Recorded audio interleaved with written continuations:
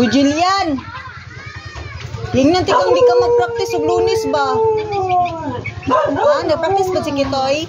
Nag-practice ba si Kitoy? Ah, gingnan man ako ni pa nga. Miyerkules lang mag-practice kay hapon na kayo ba, pero pag mag-practice si Kitoy, okay ra? Dungan sila gole. Adlaw na?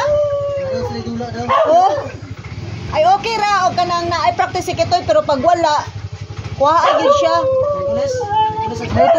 Miyerkules ra ning bataan ni kay. Oh.